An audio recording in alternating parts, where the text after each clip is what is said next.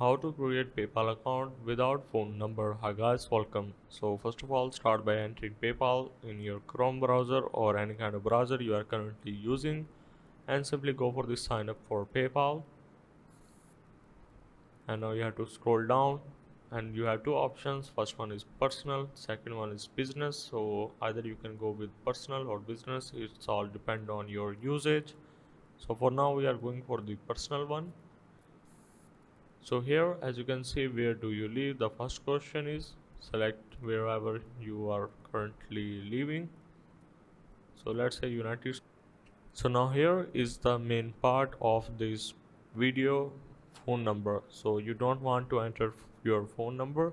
So what you have to do is to simply open a new tab and search for SMS verification, and these are all the websites that you can go with, and simply enter that phone number, which will be temporary.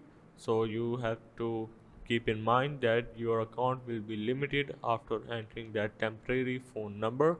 So once you have entered that, you will gonna receive a verification code on that website. You have to put that, but the only downside is the account of your will be limited, but PayPal will gonna restrict your account and you can't even access many features.